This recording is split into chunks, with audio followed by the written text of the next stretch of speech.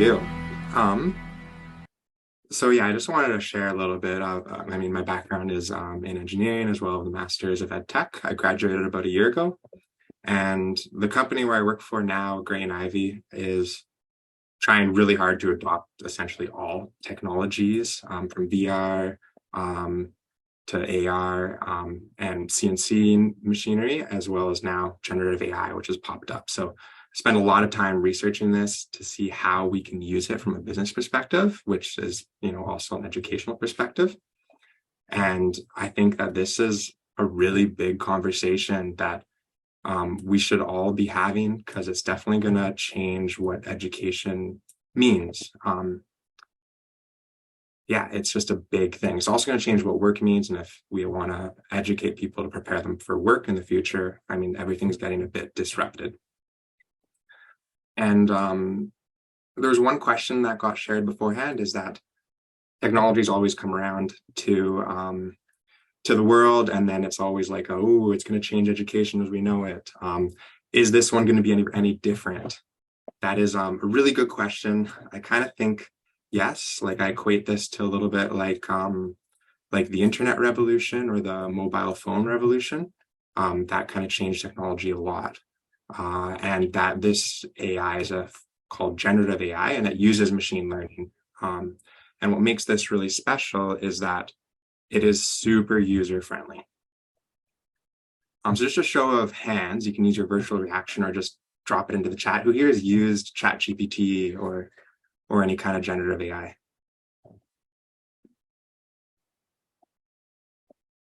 Sweet, I'm seeing a couple thumbs up. We're looking at like 50% right now. Cool. That is awesome. And for those who haven't, I definitely recommend trying it out. It's a little bit addicting. Have you also used the image-based ones like DALL-E 2 or something like that? Nice, lots of hands. That is fun. So throughout this talk, you're welcome to just drop any questions you have in the chat at any point. This is my second time. This is my third time giving a talk like this about AI. And since it's such a big subject, sometimes the questions kind of go into rabbit holes and it takes a long time. But to be mindful of time, if you just drop your messages into the chat, and then maybe I can answer it later, or you're welcome to chat with each other, because the whole point of this is to build up a little bit of conversation around what this means for, the sector that we work in. All right. So the first thing is, what is generative AI? So I wanted to specify this word generative, because that is what this kind of phase of AI is being called. And it's called generative, I think, because it kind of generates content as opposed to other things, which kind of like a Google search engine, it takes searches from somewhere else. This will create something. Images for me are a great way of showing like the power of something. So all of these are generated images. These aren't photographs, they're not illustrations. They were done by Stable Diffusion, which is a name of a generative AI. Wild, isn't it? And inside Stable Diffusion, which is a generative AI with the purpose of image generation, you can do a couple of different things. This is just a straight text to prompt, it's called. So you put in text and it creates an image. Whereas there's also image to image, meaning that part of your prompt is an image. And then you can say like, I don't know, change this robot at a podium and make it like a pineapple person. It keeps the structure of the image, but it changes the content. So that's image to image. And this is in painting. So this is like you take a paintbrush and you say paintbrush over the eyes of a cat and you say put VR goggles on it. And you get all these different iterations. So you use AI kind of like a paintbrush, and then you tell it words for what that paintbrush is going to complete it as. And this is really, really easy to do. This is a little bit about how it works. So how generative AI works is it starts by making a guess or by making a just random set of pixels. And then it goes through iterations, and every iteration, it checks its random set of pixels and says, how much does that look like a cat in this case? And then it iterates over and over again until the pixels become more ordered.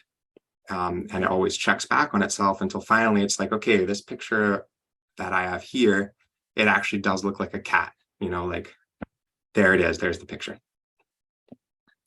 And the text-based generative AI, it kind of works like this. It works on by ranking. It ranks words at different probability values on how to construct sentences. I just like this because it's so much easier to see visually how things work.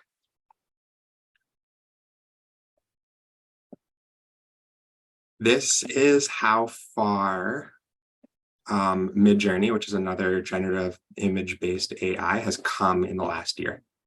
In 2022, in February, you can see here what a red-haired woman wearing sunglasses standing with a Statue of Liberty in the background, photograph, 35mm film, that's the prompt that was used. And then just 1 year later, we have this all the way on the far right.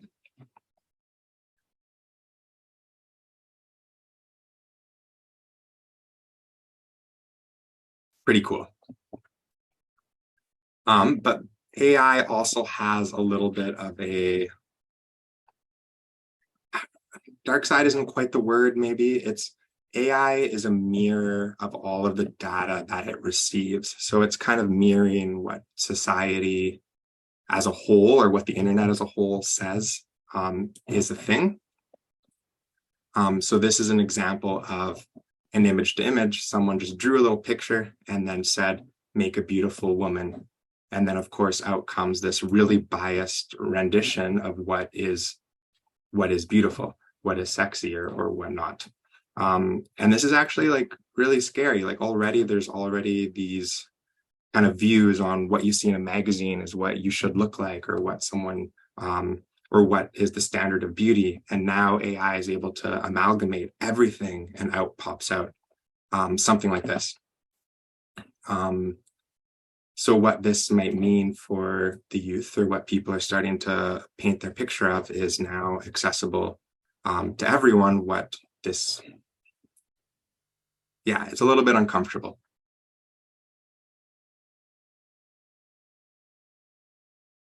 So how does AI work? I'm going to briefly go through this. You don't have to understand it in the specifics, but I think it's so valuable to know roughly how AI works so that we can learn how to use it best and understand its pitfalls or its strengths. And are there any questions yet?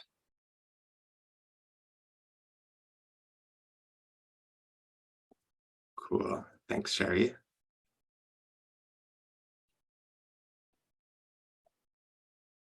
All right, so how does AI work?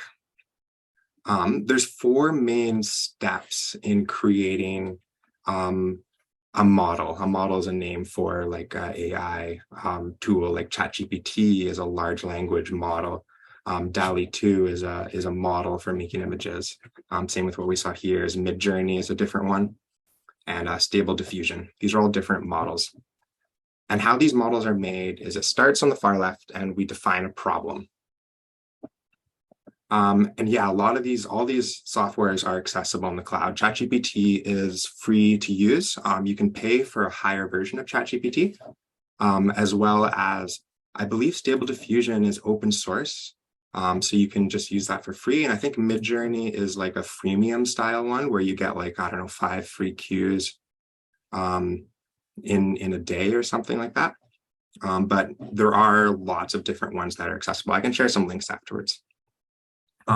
So these are all defined by what is the purpose of this model. So for image-based models, the purpose is to create an image.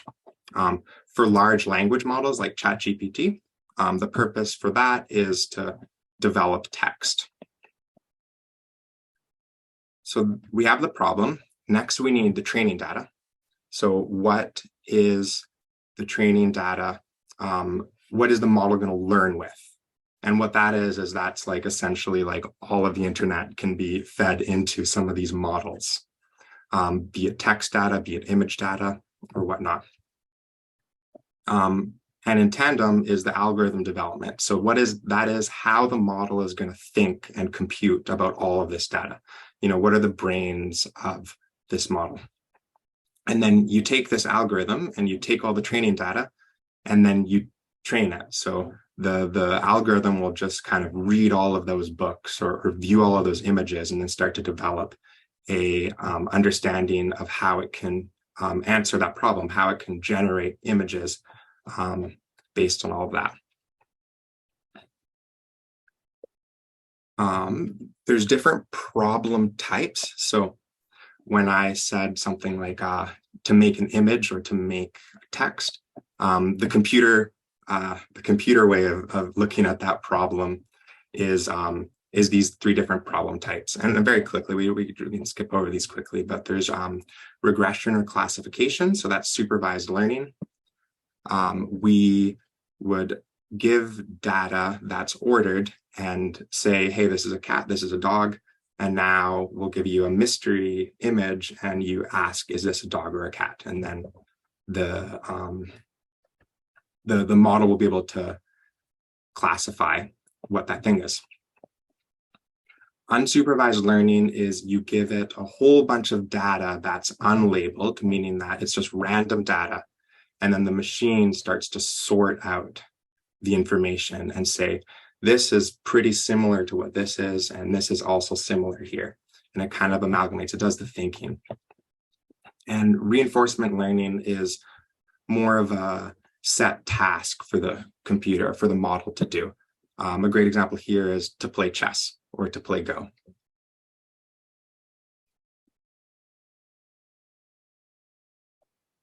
Data. Do y'all know these very well? So this is Google's attempt at making us label their data. And this emerged like, I don't know, what was this, 15 years ago, it became really popular, and it's pretty synonymous to what a self-driving car needs to know. What's a bridge, what's a sign, what's a person, what's a crosswalk. So we are labeling data for them. So ChatGPT is the large language model. And why don't I actually ask it to introduce itself to you?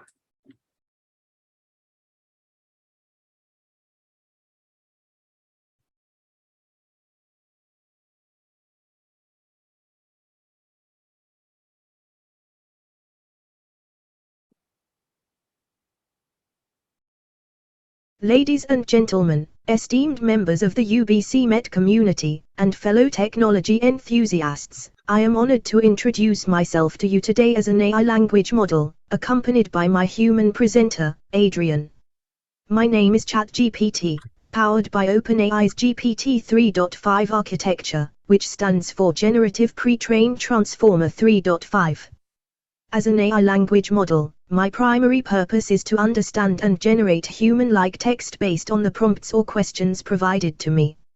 I have been trained on a vast corpus of diverse data, including books, articles, websites, and other sources of information, up until September 2021.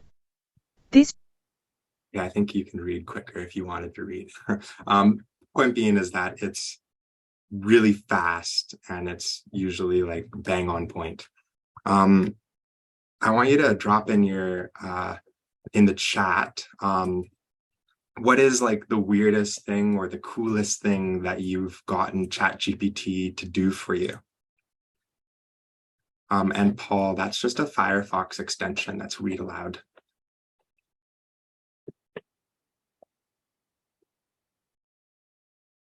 Oh, sorry, Janet. The voice is just a training enables me to. It's just a plugin that lets it read what's on. The best place to eat in my hometown, to write a eulogy, decent local wine pairings. That's awesome.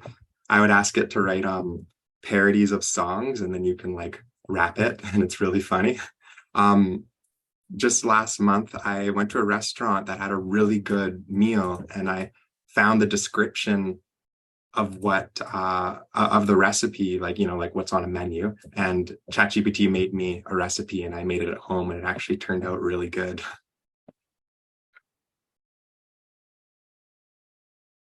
Nice. There's a long list. There's so many ways to be creative with ChatGPT. So then one question I have for you all is, any guesses on how much data ChatGPT was trained on? You can use like gigabytes or terabytes or quantity of books. I have either of those numbers. You just drop it in the chat what you think. 10 terabytes.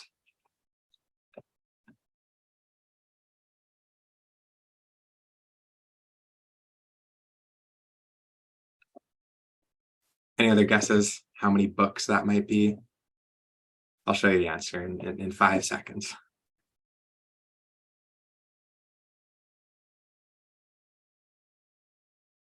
All right, so the answer is 43 terabytes, 43 million books.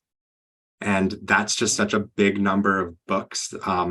If you were to stack them, it would take 4 piles to reach the International Space Station from Earth. So that's a lot of data. And actually, to kind of answer a question that was earlier in the chat, is that would this, does this drain on our, I guess, like energy usage or bandwidth? This came up in a previous talk, and it was trained on 43 terabytes of data, but the size of ChatGPT is only 651 gigabytes. So that's quick math if anyone knows out there. I think that's like about 800 times smaller than what it was trained on. So as far as like compressing information, it's a really effective way to actually have information on a smaller size. All right, we're going to jump into some of the concerns now. Probably the biggest problem is the training data. Is what is this model's all trained on? You know, models are only good as the data that they are trained on. You know, if you give it garbage in, you're going to get garbage out. There are 3 big problems with data. Privacy is one of them. So the data that it's trained on might have some sensitive information about individuals and organizations. The data it's trained on might be copyrighted. And this is a big issue in the art world right now, because you can ask AI to create kind of styles similar to insert artist's name. And then there's the biases that come out. So copyright, I put this into Stable Diffusion, make me a dolly about spatial agency, and out popped these 2 images, which I think are pretty amazing.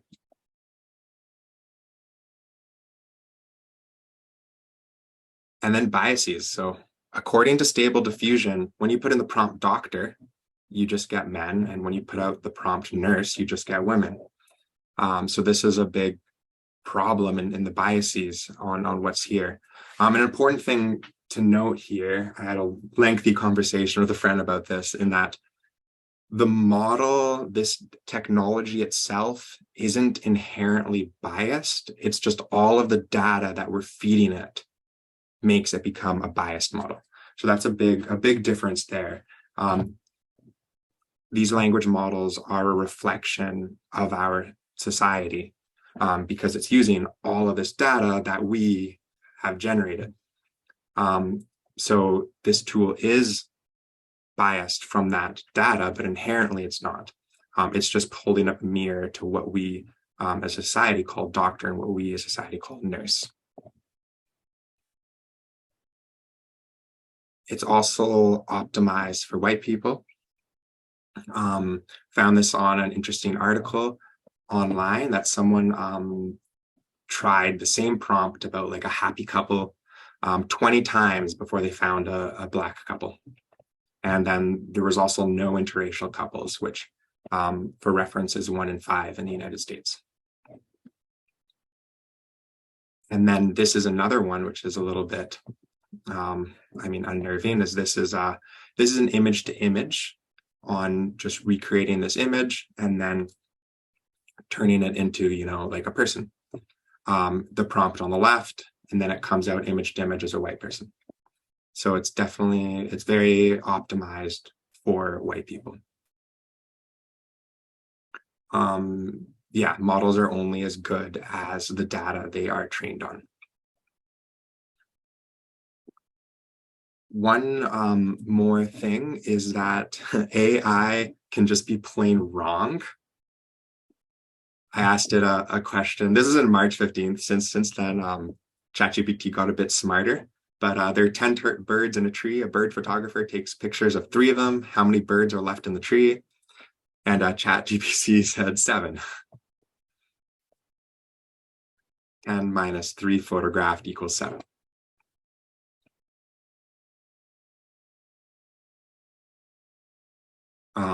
This just kind of shows that, know something we don't know about cameras. This just shows that, like, it's a different technology than what we're used to, right? Our computers are purely logic based. It knows simple math. ChatGPT is built differently. It's more built on the probability of words being beside each other than it is of pure logic. That's just something to keep in mind. And we got some fun things here, but I'm going to skip ahead into something that's a little bit more important for us as educators. So in the educational world, have you all heard about Chegg? Chegg was that a homework helping / cheating program that was online. It boomed during COVID, and it was a bit of a problem for that. So this is a service that essentially tutors students online and helps them with homework and answers, and this is their stock price. And this red line is when ChatGPT was released publicly, and since then their stock has plummeted by over 40%. So what this means is that investors are looking at this technology of ChatGPT and how disruptive it is to this educational company, and saying that, that doesn't actually hold value anymore when this new technology has entered the scene. That, to me, speaks to the need to adopt AI ASAP. And how can we do that? One field has emerged, which is quite interesting. It's called prompt engineering. So how to define the best prompt to get what you want. And I'm just going to actually go to this website now, and I'm going to put this in the chat. And what this does is this gives you some kind of hints or ways that you can talk to ChatGPT so you can get a really good answer out of it. And they all share a similarity. You're essentially asking ChatGPT to act as, in this case, act as an English translator. And then you give it some specifics, and then you give it the actual task. And let's see which one we want to try right now. Act as an advertiser. And it's easy as you just start a new chat and you can just drop it right in. And my first suggestion is, I need you to sell generative AI to educators.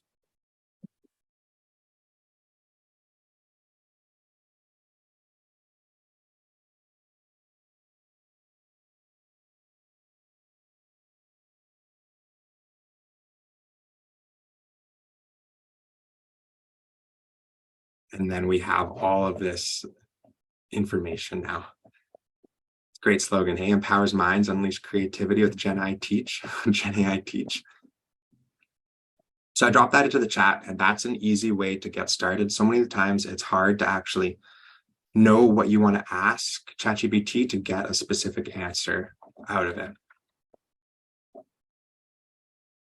I'm going to see if I can find if there's anything on curriculum in here.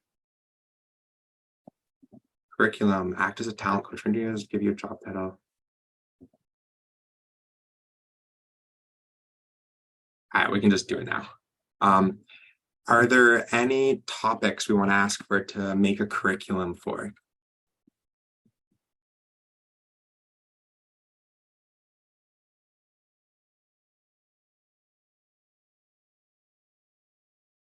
Anti-money laundering. Can we do something in the K to 12 sector or K to 12 ages? Oh, no, don't be sorry. Ethical concerns, math 10 curriculum. Oh, geez. Could we get a specific on like something you'd teach in a day?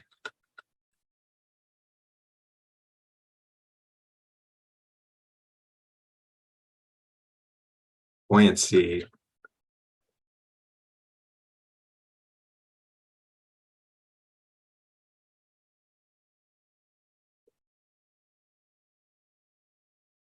How to win a sailing race. That's awesome. We're gonna do buoyancy. So before I hit send on this, so I asked it for, I want you to act as a curriculum writer, write me a 1-hour schedule to teach grade 7 students about buoyancy. We can provide some context. Is there any like context we want to say? Like are they used to the ocean? Are they comfortable with lakes or rivers? You can kind of relate it to something they might be interested in. We can go with total left field now. Contextualize buoyancy with Pokemon. Maybe that would get students' attention.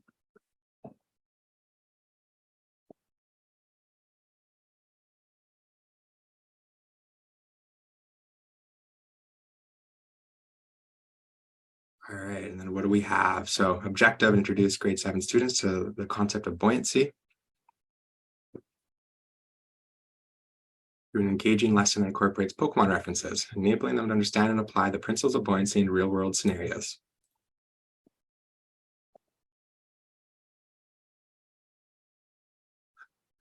Grab students' attentions by mentioning Pokemon and their adventures in water. And it just goes on and on. And just there, to answer what Michael said, why don't we stand up in a dugout canoe?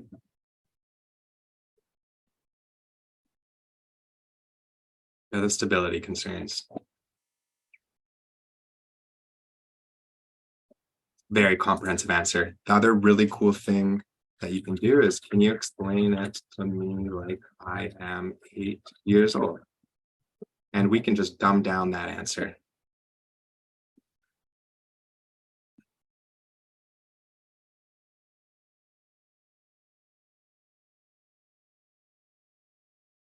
And now it becomes much more easy to understand.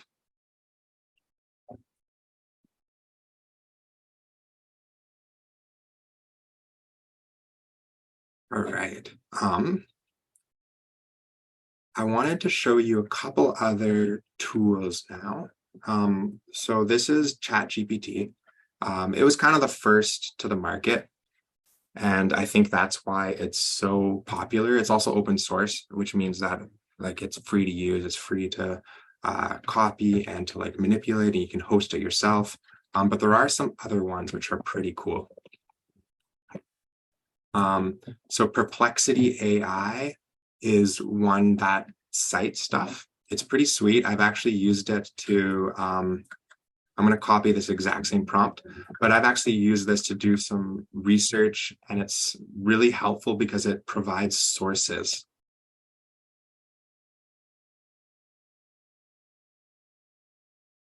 So here you can see there's sources. I guess there's not much to source in this thing, but you can just follow along and see what they have actually, like it looks over the internet and it pulls some stuff out. And this is one of the things that it found.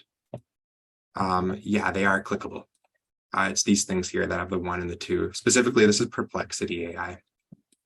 And it found this summer camp lesson plans, which are pretty cool. I've definitely found a lot of really unique sources when doing this. It's a great research starter, I would recommend. Perplexity AI. And I'll just drop a link in the chat. And it's free to use as well. I'll put this in the chat as well. ChatGPT is also free to use.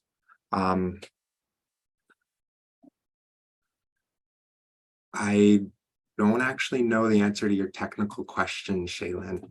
But if you want to hang out afterwards, maybe I can try to help and see what's going on. But if anyone else has any experiences with that as well, you can chime in the chat. This is called Agent GPT, which is, I find is super fascinating. That's a good question, Nat. I'll ask if Helena will be able to sort that out. You know what? I will grab the links from you, Adrian, at the end of the chat, and I will actually keep them on the website as well for everyone to access afterwards. So it'll be up with the video at the end of the session.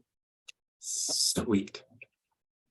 So Agent GPT, this is a really cool one because what it does is it essentially, you write it a prompt, and then it will go to OpenAI and ChatGPT, and it will create a set of tasks, and it'll split up your prompt into a series of tasks that was developed from ChatGPT, and then it answers each of those tasks, and then it just goes on and on. So it gives you like a really just crazy response. And it takes a little bit longer than ChatGPT. So I made this example.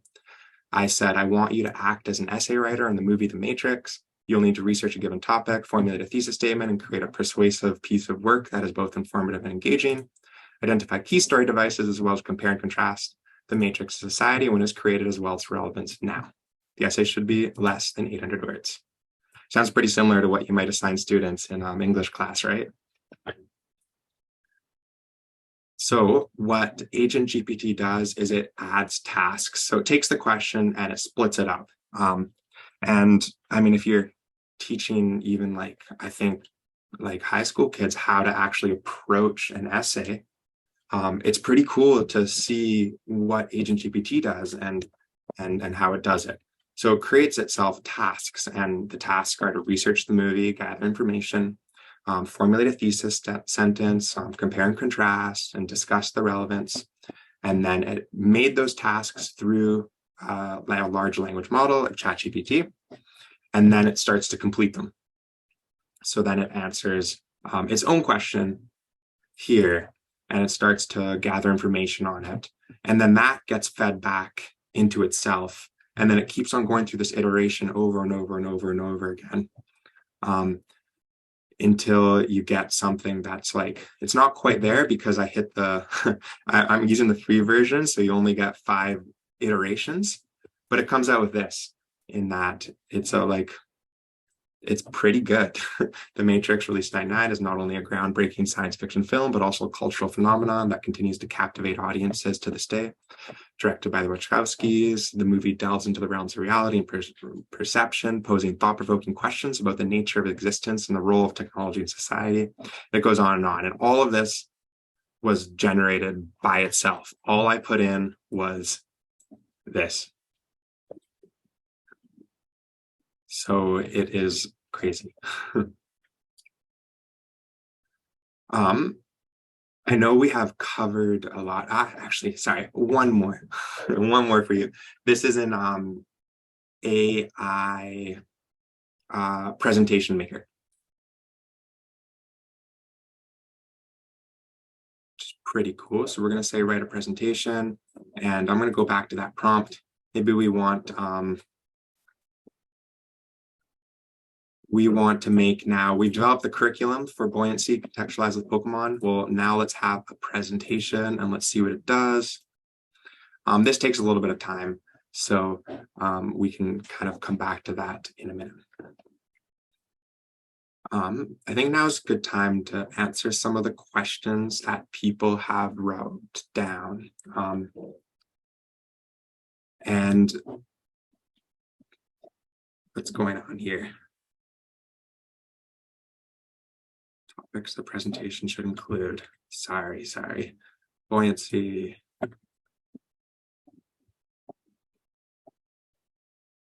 It's thinking. The present, no, it's on gamma.app. I'll put that in.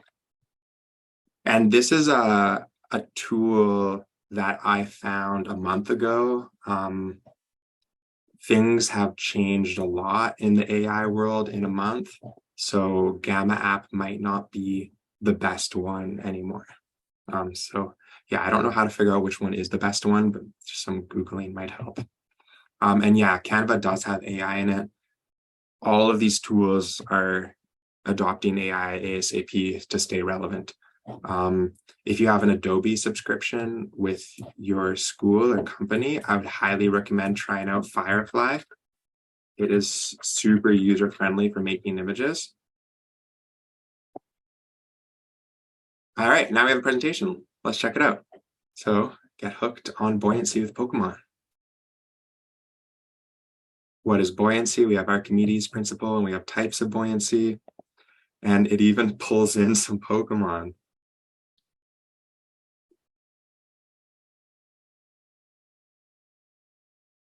Float or sink, make a boat, experiments and demonstrations. This is pretty cool. So yeah, I think that no matter like who you are, what your job is, there's so much that you can do with AI. And this brings on the next big question. Many of you kind of asked this in your in questions when signing up for this talk is two questions. One is, how do we use this as educators? How do we leverage AI to make our work easier? Which are using some of these tools. But two, the bigger question I think is, what is the future of education going to look like when, if you ask someone to make an essay, they might be going to some kind of generative AI to do that. My stance on this topic is I equate AI like the calculator. I wasn't around when the calculator was discovered and brought into schools, but I bet you it was pretty darn disruptive to mathematics. Now we have generative AI, which is really disruptive to English. And if we look at the calculator, we use the calculators all the time in schools. So how can we use generative AI all the time in schools? And that is a big question that I don't know the answer to, but I think that now's a good time. We can just open it up to just a general chat, as well as if anyone has any other questions.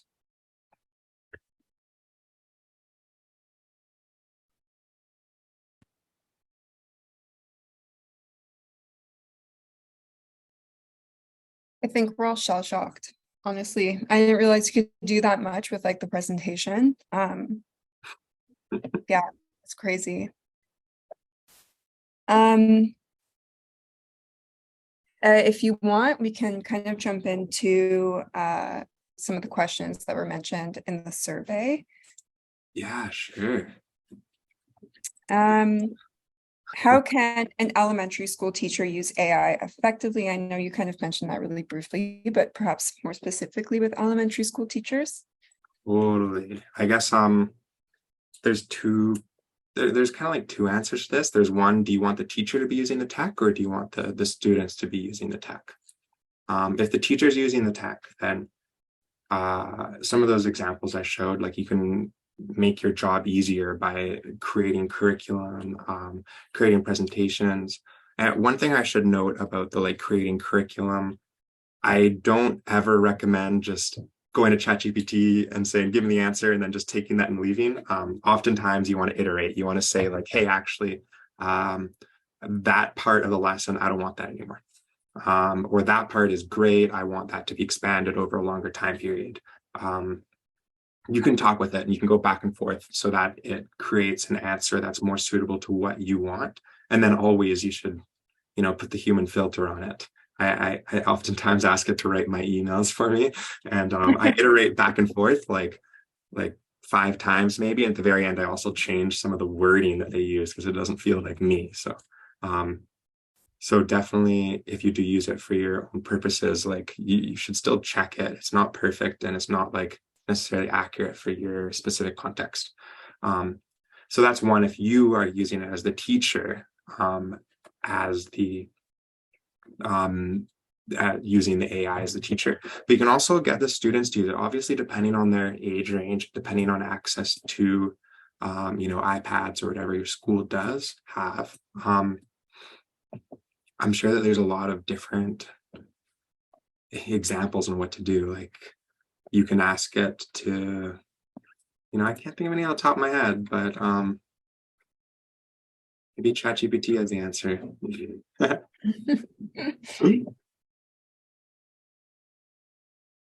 How would you utilize generative AI?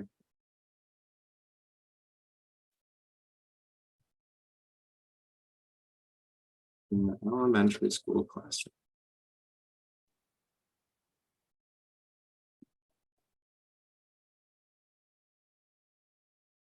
I was thinking.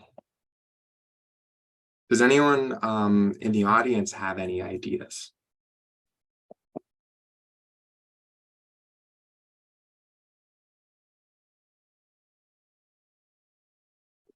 I feel like there's a lot you can do with some of the images, the generative AI images. I mean, I use it at my workplace where I have like team members write like a really weird slogan. Like one of them could be Donald Duck caught on a trail cam, and like it produces an image and everyone has to guess what line it is that you put in, what prompt you put in to the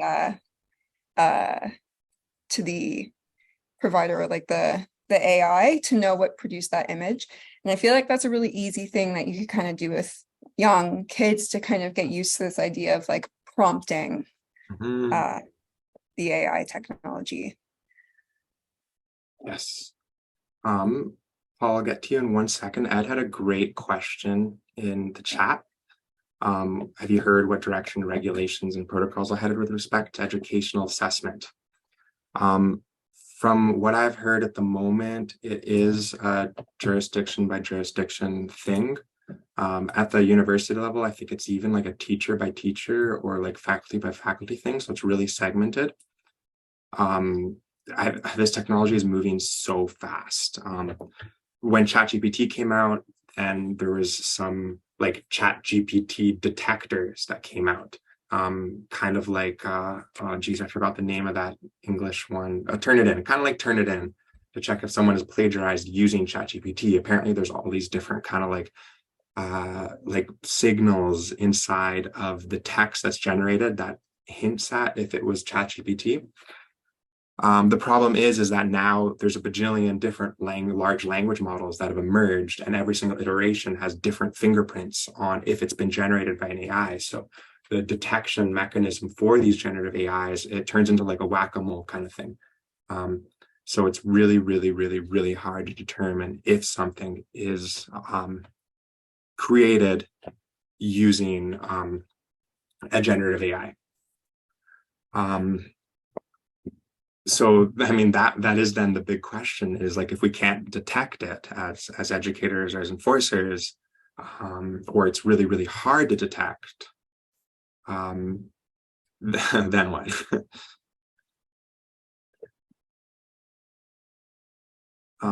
So Paul, you had your question up. You had your hand up.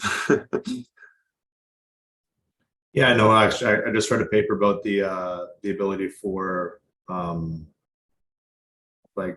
plagiarism detectors, and this was self-reported by undergraduate students, and it was 10 to 15% of the time they got caught. But so that means 85% of the time they're able to use paraphrasers. So you could even get the output of ChatGPT, put it through a paraphraser, and then that would effectively mix it up to the point where it wouldn't be able to kind of get back to it. But my original question was going to be just kind of something we can do for the elementary classroom, which is like the inclusion of just different, topics, words, or vocabulary, whatever learning topics you want to do into a series of narratives. And then I have my students create short movies based on those little narratives. They have a ton of fun because they're just often ridiculous. So it's kind of a fun one that you can do for some. I do it for phys ed for students who can't do specific exercises.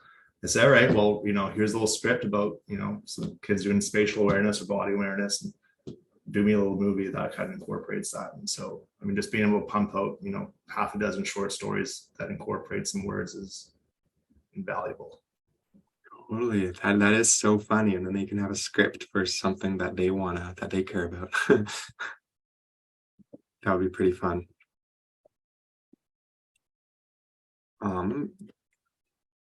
So looking in the chat now, there's how can we flood the system with the data that is missing or weak or currently? Sherry, do you want to expand on what your question is there?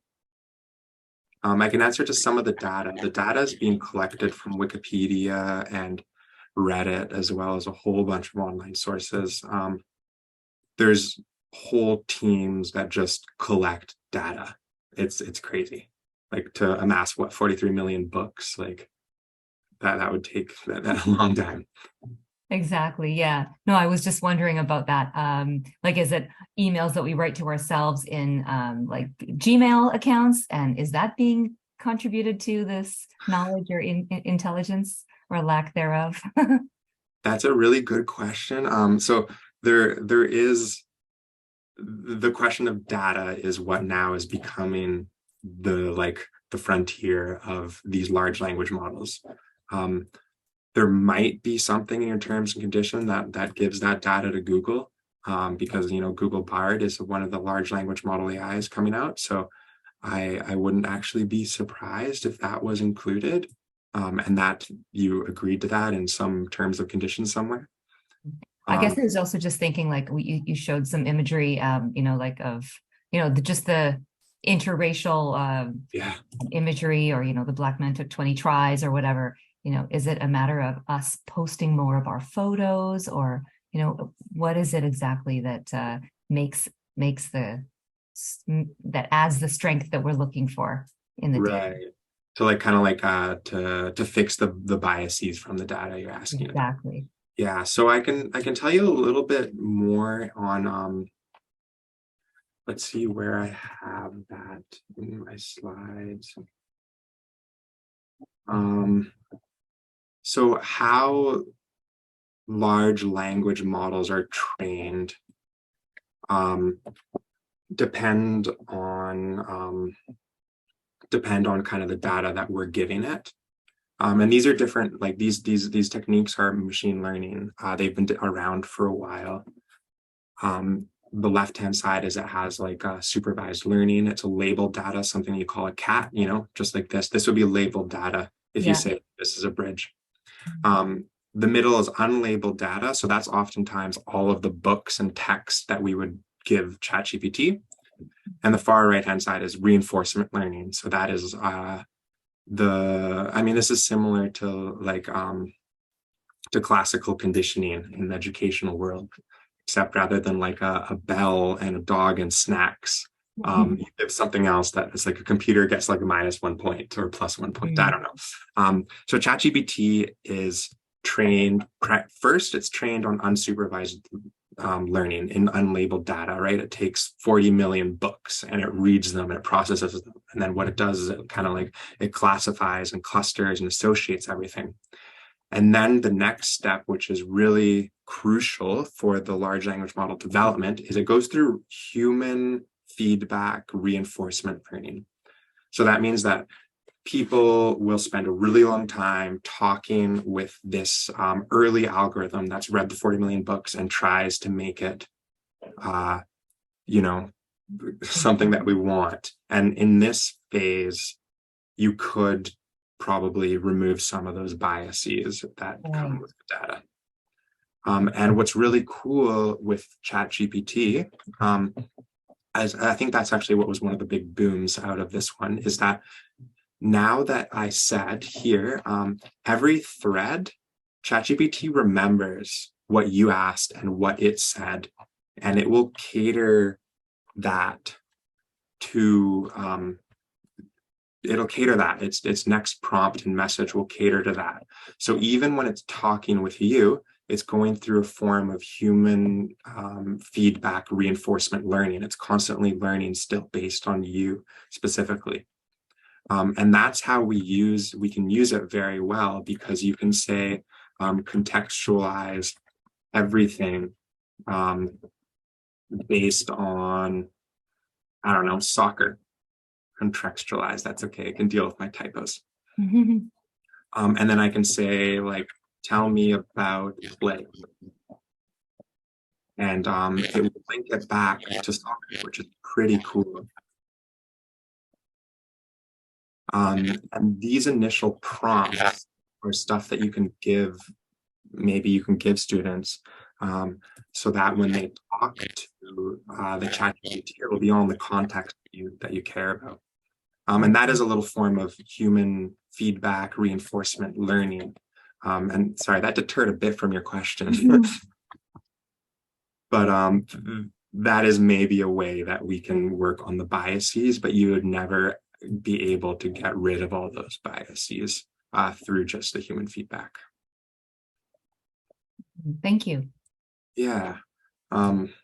Yeah. Data is the big problem.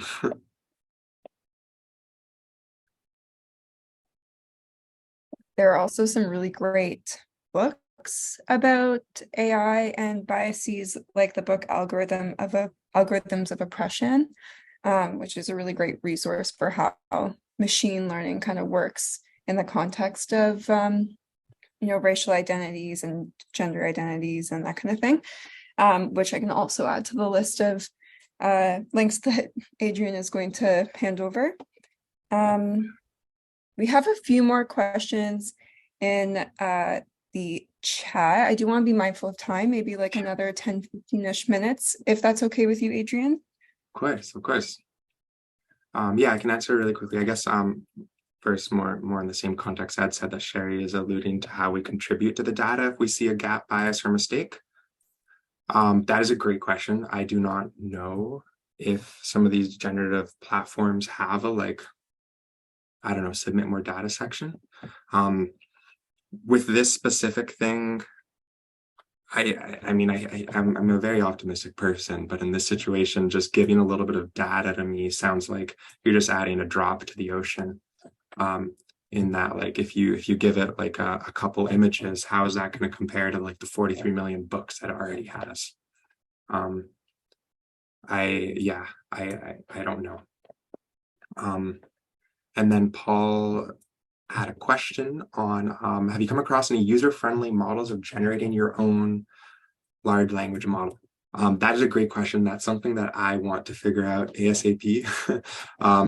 I've had the chance to look into the back end of OpenAI, actually at the Inclusive Makerspace conference at UBC a month ago.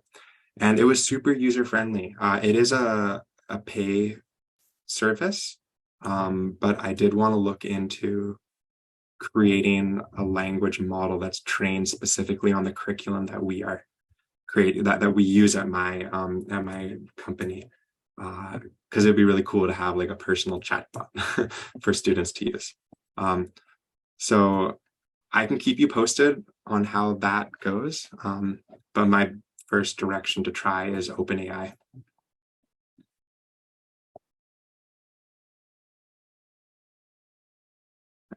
And OpenAI is what created ChatGPT.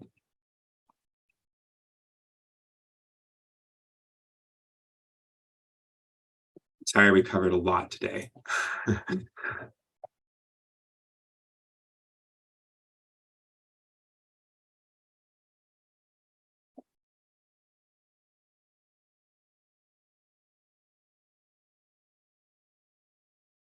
That is a good question as well, Paul. I do not know.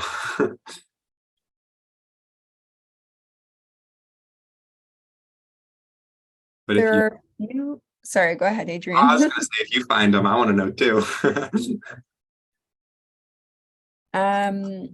There are a few questions a little bit above. Do we then use AI to detect AI used in checking for plagiarism? And then I can see that being a tool within the tool as it evolves. Yeah. Yes. Again, the problem is that there's more than one large language model, and each large language model is going to be like slightly different. And I wouldn't be surprised if probably in like less than a year, there's a large language model that's going to boast being undetectable. You know, there's going to be a market for that. And there's going to be a tool that's going to fill that market for sure.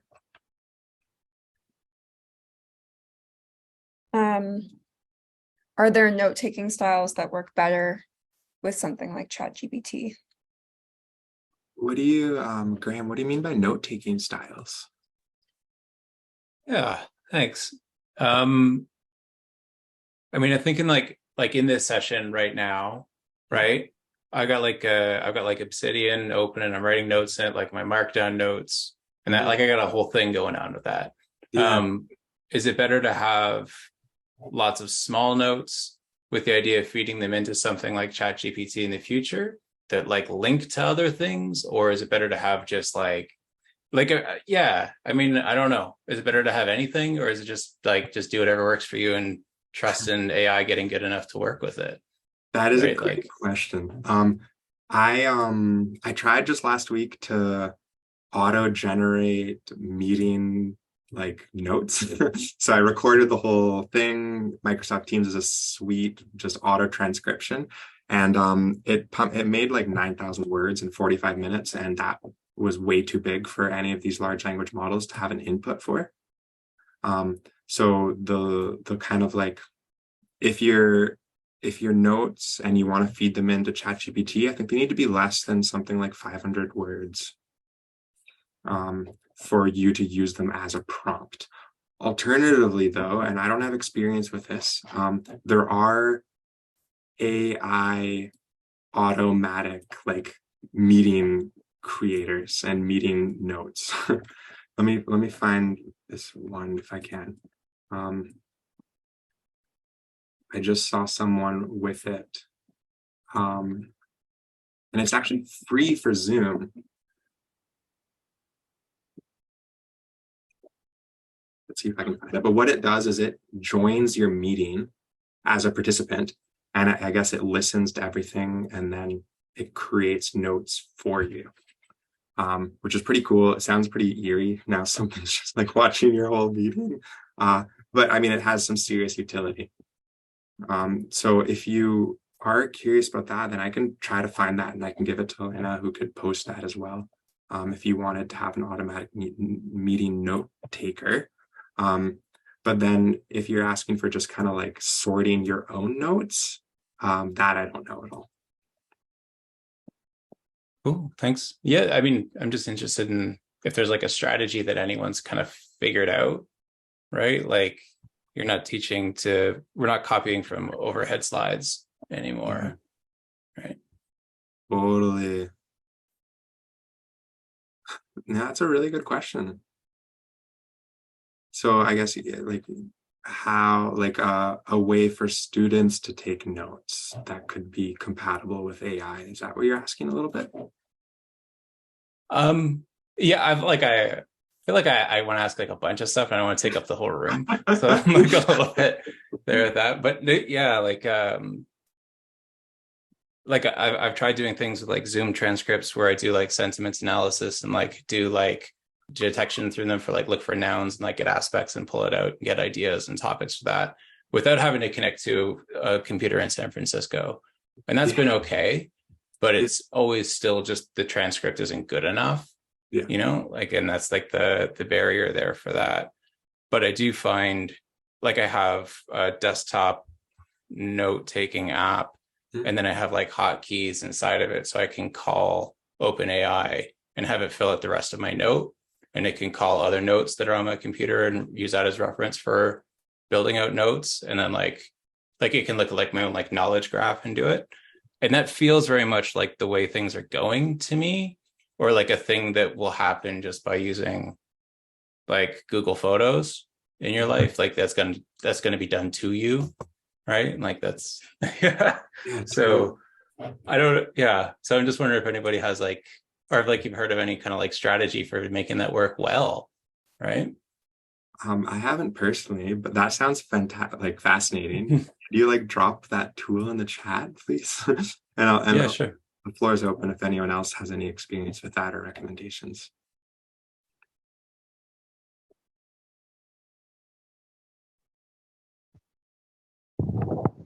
Obsidian. Ooh, I need to check that out. Yeah. Very interesting. Sweet. Okay, I'll maybe pick one last question from the dozen that we got initially.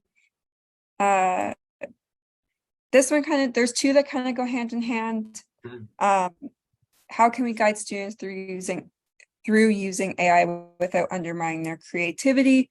And tips to support the writing process using AI as a research tool. They're kind of like similar, so I'd throw them in together.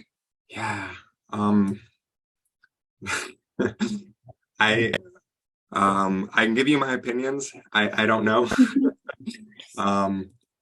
The creativity thing is definitely a big like problem, I guess. Like already we've seen that the value, like in society, the value that society has placed on memorizing stuff has dropped significantly since Google's come around. And there's hard data for that. And now I'm sure there's going to be a similar trend with how we're going to react to a generative AI being so at the palm of our hand. And that I honestly I don't know. Like creativity, I guess you need to focus on like the values of the creative process as opposed to the final product. Because you get, or at least I personally get so much fulfillment and so much joy and so much like more ideas from the creative process. And I still, like in that process, I'm still able to bring in AI to help kind of help me think in different ways. But it's really easy to get sucked in and be like, well, like maybe, hey, that's already the answer, or that's way more interesting than whatever I can do. And then that's just a hard like idea to break, especially if students are younger and have less like a less developed prefrontal cortex and stuff like that, to be able to like kind of fight some of these addictive technologies. But yeah, I would just focus on the creative process in that. And then as for tips for youth, how can it support the writing process? This again goes like at the deeper question I'm thinking for like, what's the future of education looking like? You can go and you can ask it for help, or you can just get it to write your essay for you. And that is a big problem.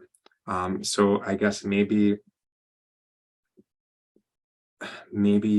one idea is that like it is a great research tool. I think that we should use it in schools. The future of work is totally going to involve using AI all the time. So we might as well start and educate as early as possible with that. And maybe then it would be best to kind of formulate the assessment so that AI can't be abused as the final product.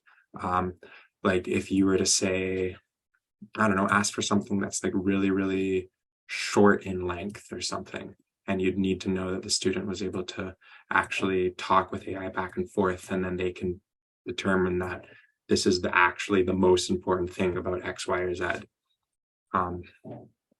because when you go, back and forth with it, you actually talk with it and it will change its answer based on you. So that might provide some little proof there.